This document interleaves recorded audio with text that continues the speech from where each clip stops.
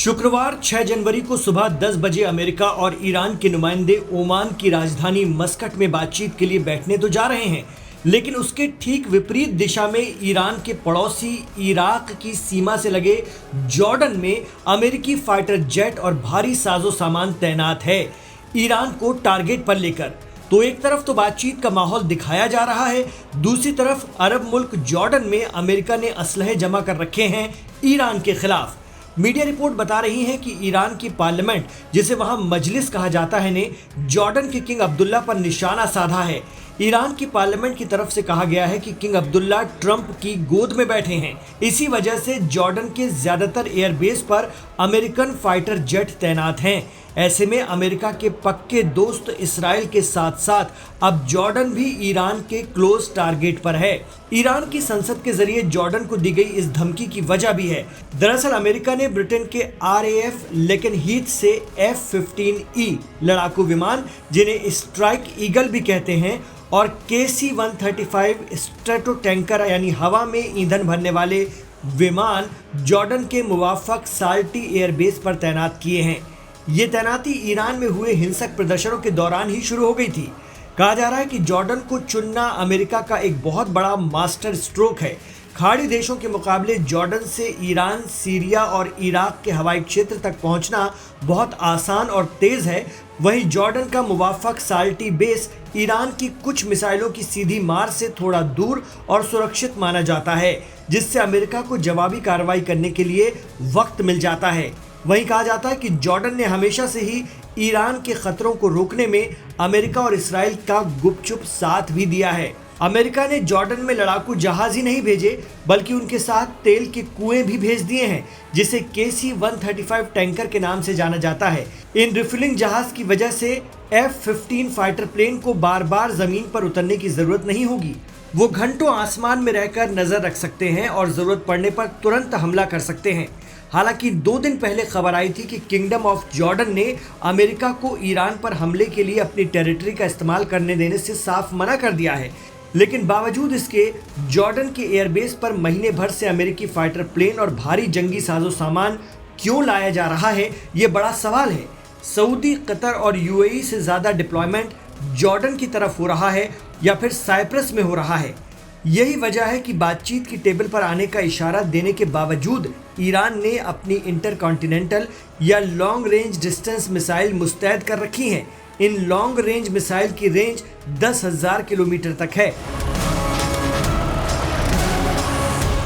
इस तरह की ICBM मिसाइल दुनिया के कुछ ही मुल्कों के पास है, जिनमें अमेरिका, इंडिया, चीन, रूस और ईरान शामिल हैं। इनमें ईरान की फतह और खुर्रम शहर मिसाइलों का नाम सबसे ज्यादा लिया जाता है।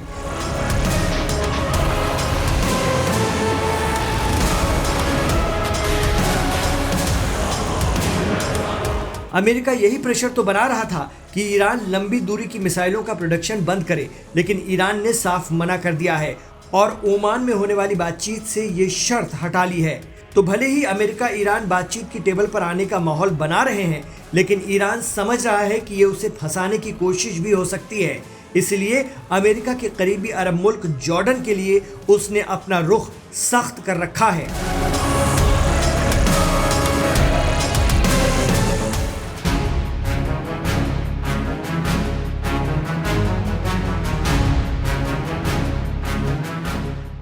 ईरान की बहुत बड़ी जीत सामने आई है।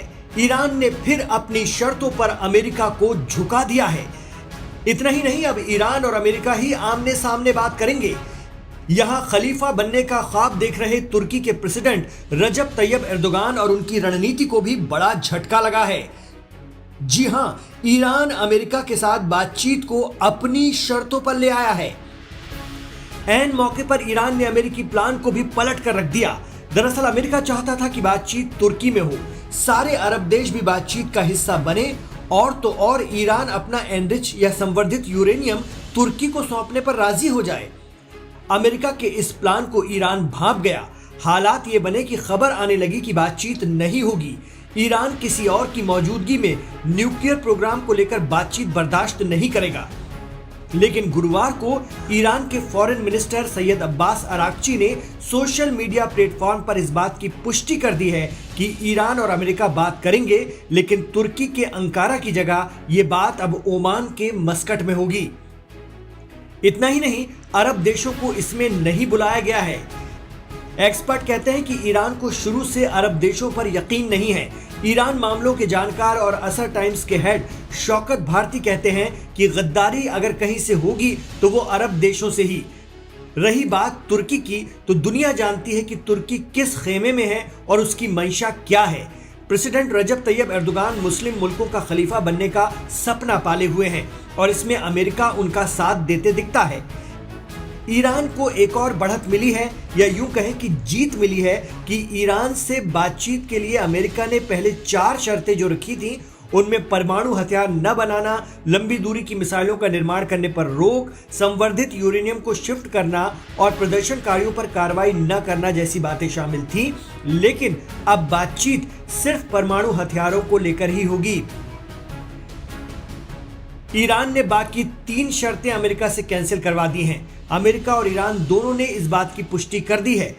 ईरान के विदेश मंत्री अब्बास अराक्ची के मुताबिक अमेरिका के दूत स्टीव विटकॉफ और जेरेड कुशनेर के साथ सिर्फ परमाणु हथियारों को लेकर यह बात होगी। ईरान पहले से ही कहता आ रहा है कि उसका इरादा परमाणु हथियार बनाने का नहीं है। एटम बम जो इंसानियत को खत्म कर दे वो हमारे लिए हराम है, लेकिन अपनी एनर्जी जरूरतों के लिए हम यूरेनियम एनरिच करेंगे, ये हमारा हक है। ईरान नहीं चाहता है कि तुर्की में उसकी बातचीत हो। दरअसल इस बातचीत के लिए तुर्की भी अपना हित साध रहा था। तुर्की की कोशिश ईरान के 440 किलो यूरेनियम को अपने यहाँ शिफ्ट कराने की थी। इतना ही नहीं, तुर्की ने अब अपने यहाँ अरब देशों को भी आमंत्रित कर लिया था।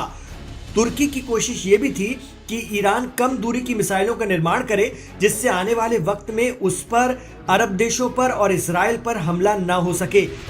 लेकिन ईरान ने खुद को इस प्रेशर से निकाल लिया है। खबर तो यह भी है कि ट्रंप एडमिनिस्ट्रेशन चाहता है कि बस एक बार इमाम आयतुल्लाह अली खामनेई और प्रेसिडेंट ट्रंप बात कर ले तो सारे मसले तुरंत हल हो जाएंगे। अमेरिका के वाइस प्रेसिडेंट जेडी वेंस ने एक इंटरव्यू में खुद ये बात कही है। साथ ही उन्होंने ये भी बता दिया कि खामनेई इसके लिए तैयार नहीं है। जी हाँ, एक्सपर्ट कहते हैं कि ईरान के supreme leader Ayatollah Ali Khamenei कभी भी ट्रंप से बात नहीं करेंगे। वो प्रेसिडेंट ट्रंप के पिछले टर्म में जापान के पीएम के सामने कह चुके हैं कि वो प्रेसिडेंट ट्रंप को बात करने लायक नहीं समझते। खामनेई ने हाल ही में सख्त पैगाम भी दिया है कि अमेरिका ईरान को निगल जाना चाहता है, जो इस्लामिक रेवोल्यूशन के रहते कभी मुमकिन नहीं है।